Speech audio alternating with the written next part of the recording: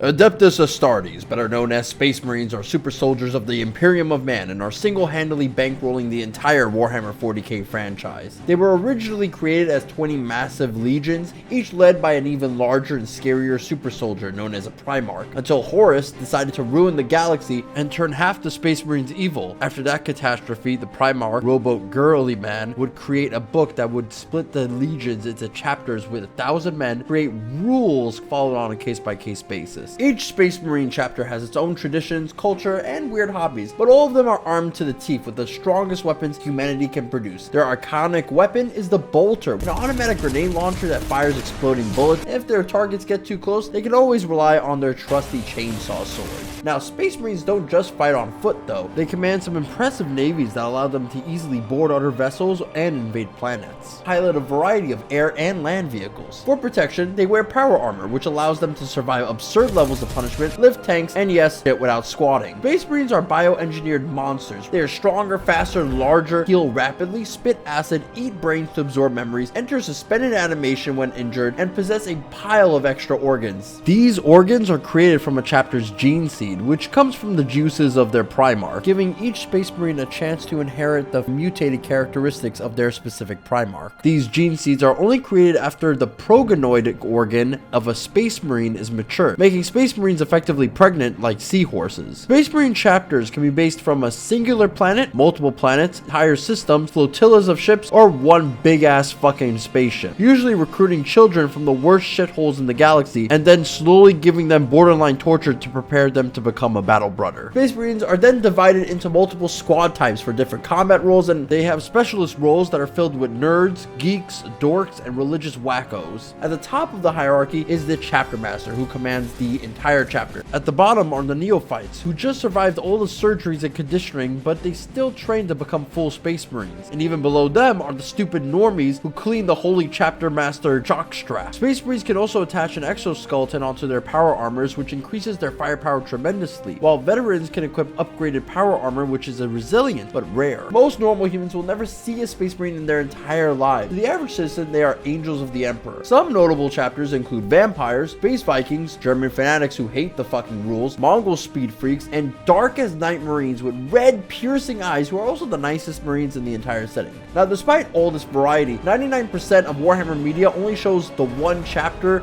with the toilet seat symbol, which sucks because when do I ever get to see my shark Marines? Space Marines can live for hundreds of years, but if one is too damaged to survive but not dead enough to waste, he is sealed into a walking metal coffin known as a dreadnought. He's only awakened to commit horrifying levels of homicide and violence. Space Marines are so popular that Games Workshop sold an entirely separate type of Space Marine that's only a little bit taller and better than the old Space Marine in every single way. Why? Because fuck you, that's why. And yes, every Space Marine is male, because there's no girls.